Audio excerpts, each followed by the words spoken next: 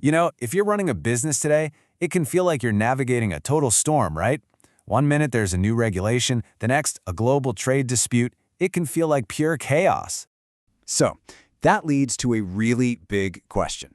With all this uncertainty swirling around, how does any organization even begin to make a plan for the future?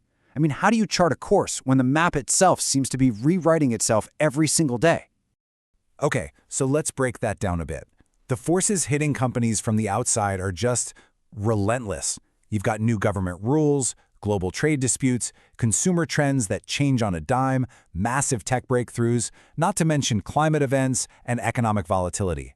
It is a lot to keep track of. But what if I told you there's a way to actually make sense of all that noise? A tool that works kind of like a strategic lens, helping you bring all these external forces into sharp focus. Well, that's exactly what we're diving into today. This tool is called a PESTEL Analysis, and at its core, it's a strategic framework that companies use to look at all the big external factors, the stuff outside their control that could affect their business. The whole idea is to spot opportunities and dodge potential threats before they become big problems. So, that name, PESTEL, it's actually an acronym, which makes it super easy to remember. It stands for Political, Economic, Social, Technological, Legal, and Environmental. So, let's break down what each of those really means. All right, first up is the P, and that stands for political. This is all about how decisions made by governments can create these huge ripple effects that directly hit a company's strategy and, of course, its bottom line.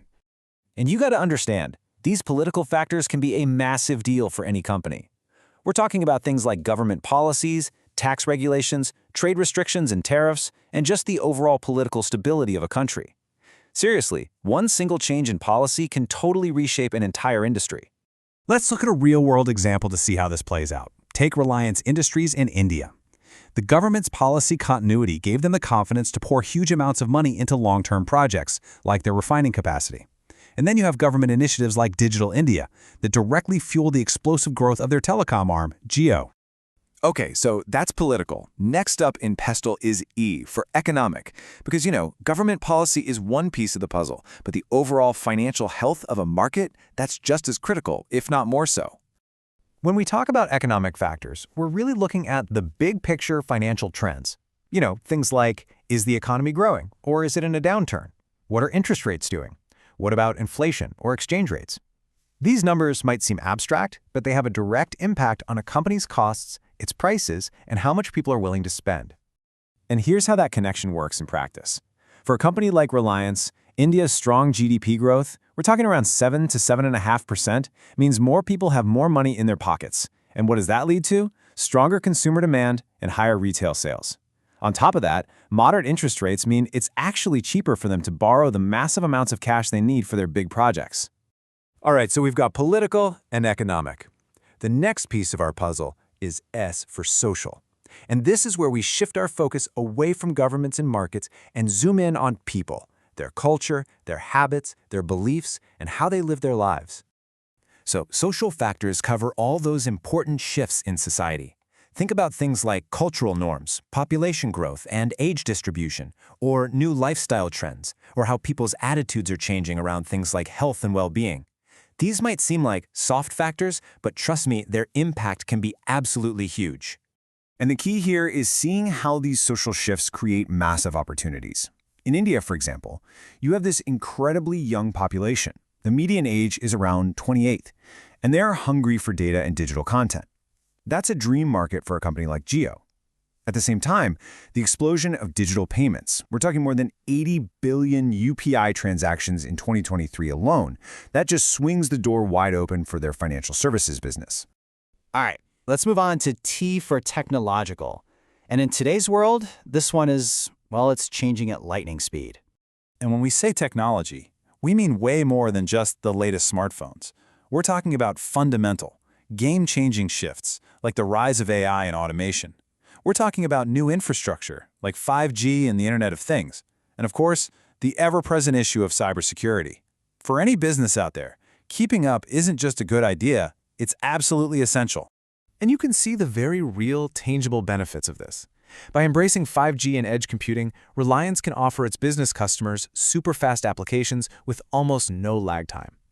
And by using AI and machine learning in their supply chain, they can cut unplanned downtime by a whopping 15 to 25%. That's technology translating directly into dollars and cents. Okay, next up we have L for legal. This is all about the specific rules of the game that every business has to play by. We're talking about all the laws and regulations that literally define the landscape they operate in. So what does that include? Well, it's a whole range of things. You've got employment and labor laws, consumer protection laws. Then there are industry-specific regulations, which can be super complex. Plus all the licenses and permits you need just to open your doors, and of course, laws protecting intellectual property. Navigating this legal maze isn't just about avoiding fines, it's fundamental to being able to do business at all. And that brings us to the final letter in our PESTEL framework, the second E, which stands for environmental. And this is a factor that, in recent years, has moved right to the center of business strategy. This really covers a huge range of issues.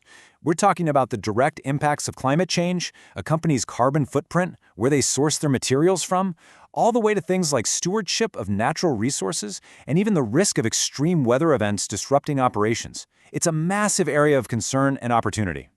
So, there you have it. We've broken down each piece of the PESTEL framework. But the real magic happens when you put it all together. What does that actually look like in the real world? Well, how about this number? Over 400 million. That's how many mobile subscribers Reliance Jio has. And it didn't just get there by accident. It was the direct result of understanding the whole picture. The political support for going digital, the economic realities of their customers, and the social hunger for data. That, right there, is the power of PESTEL thinking in action. And look, this isn't just about one company and one country. Think about a global player like Tesla. This quote here says it all.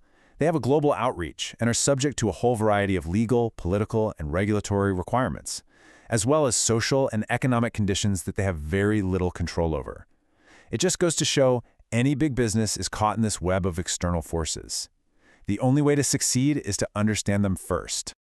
So, at the end of the day, PESTEL isn't just some abstract buzzword you hear in business school. It's a really practical tool, a new strategic lens you can use to see the world around you a whole lot more clearly.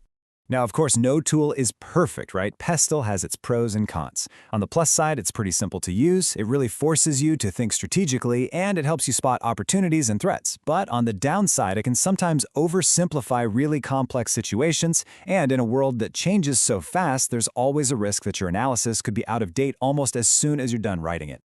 So, there it is, a really powerful framework for making a bit of sense out of the chaos. And that leaves us with one final, big question to think about. A question for you.